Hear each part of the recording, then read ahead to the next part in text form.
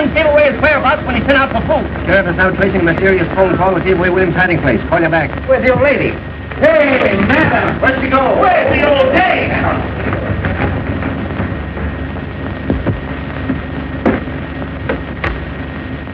Hello, girlie. Give me Jacoby quick. Hartman, you're going to wish you'd never been born. Fine work, Pete. You certainly delivered the goods. I'm proud of you. They look kind of natural, don't they, eh, Fred? Sight for sore eyes. Well, it looks like you boys stepped into something up to your necks. Aiding an escaped criminal. And a little charge of kidnapping that I'm looking into. That's the jail. There must be somebody there. Hey, there's the old lady now. Well, it looks like about 10 years apiece for you, Burge. Does it? You forget the power that always watches over the Morning Post. Your luck's not with you now. Jacoby, I caught him. William. Yeah, single-handed. They're bringing him right over. We'll proceed with a hanging per schedule. You'll be in office exactly 2 days more. And we're pulling your noses out of the feed bag. Give me the district attorney's office. I'll tell you what you'll be doing. You'll be making brooms in the state penitentiary. Hello, Durant. This is Hartman talking. Come over to my office right away, will you? I just arrested a couple of important birds, and I want you to take their confessions. Gussie, get Clarence Darrow. All the lawyers in the world aren't going to help you. This is the Morning Post You're talking to? The power of the press, huh? Bigger men than you have found out what the power of the press means. Presidents. Yes, and kings. Fred, whenever you think you've got the post licked, that's a good time to get out of town. On a handcar. Whistling in the dark, eh? Well, it isn't going to help you this time. You're through. The last man that told me that was Eddie Kane, a week before he cut his throat. And I've got the same feeling right now that I had 5 minutes before that happened. Here's your reprieve. Get out of here. You can't bribe me. What's all this? Get out of here, you. I won't. Here's your reprieve. What? I don't want to be your steady stealer. Who is this man? Who was bribing you? They wouldn't take it. You're insane. What did I tell you? The unseen power. What's your name? Irving Pinkett. You drunken idiot. Arrest him. The idea of coming here with a cock and bull story like that. It's a frame-up. Some imposter. Hey, wait a minute. Murder, eh? Hanging an innocent man to get an election, huh? It's a lie. I never saw him before. Why, Fred, when did you deliver this the first time? They started right in bribing me. Who's they? Them. That's absurd in the face of it, Mr. Burke. He's talking like a child. The unseen power. He's insane or drunk or something. Since this unfortunate man Williams has really been reprieved, I personally am tickled to death. Aren't you, Pete? Huh? Oh, you'd hang your mother to win an election. That's a horrible thing to say, Johnson, about anybody. Now, look here, Walter. You're an intelligent man. Wait a minute.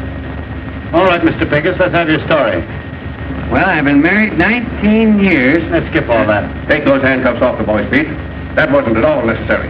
I was just going to. Well, what are you waiting for? Why don't you take the cuffs off the boys? Walter, I can't tell you how badly I feel about this. There was no excuse for Pete to fly off the handle. I was only doing my duty. There wasn't anything personal. Why don't you guys quit politics and take in washing? What did you say your name was? Pincus? That's right. Here's a picture of my wife. Fine-looking woman.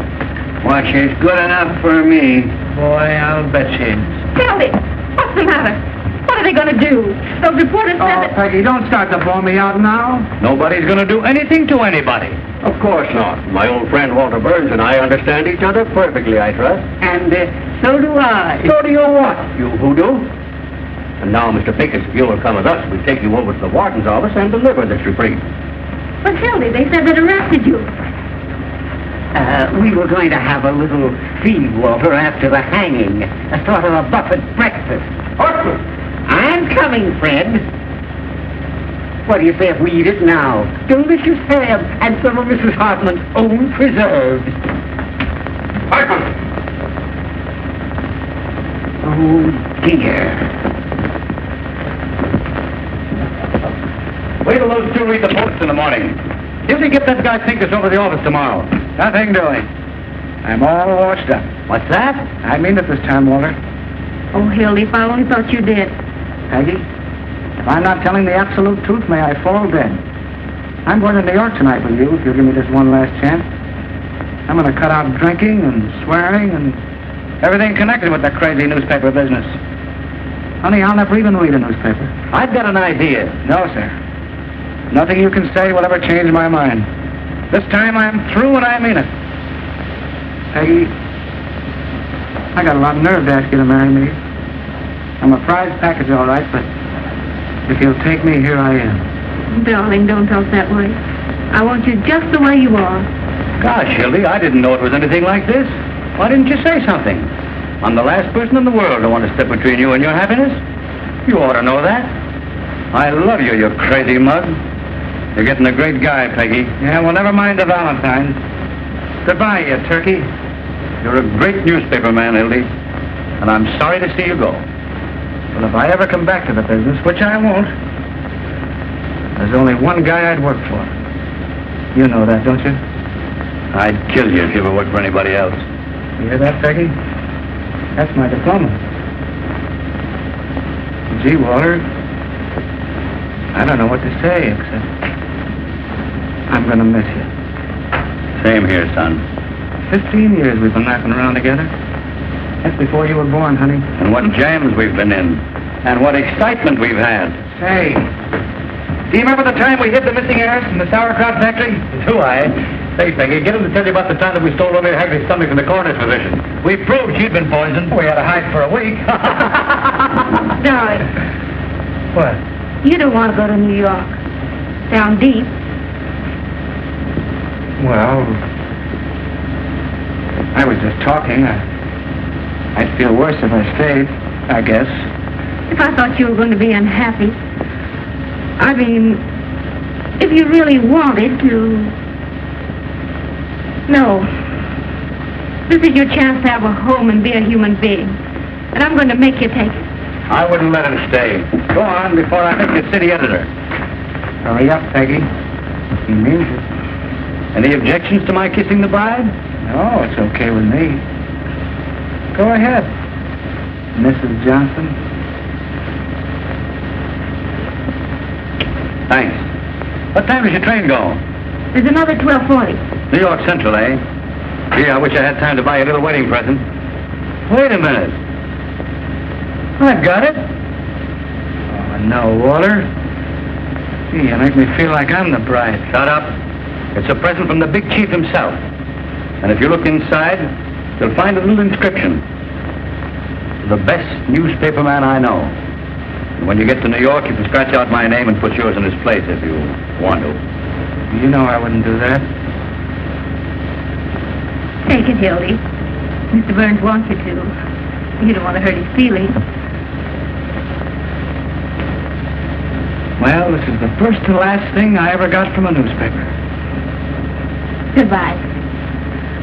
I've always had a queer opinion of you, Mr. Burns. In fact, I still think you're a little peculiar, but you're all right underneath. I mean, I think you're a peach. So are you. You look just like a little flower. Goodbye, you big baboon. Goodbye. Goodbye, Johnson. Be good to yourself and the little girl. Same to you and many others.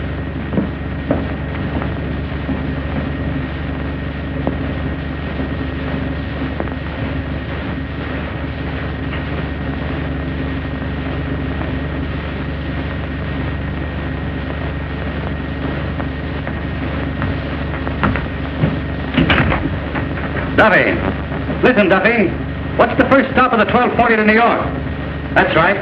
I want you to send a wire to the chief of police there. Tell him to stop that train and arrest Hildy Johnson. Bring him back here. Wire him a full description. The son of a bitch stole my watch.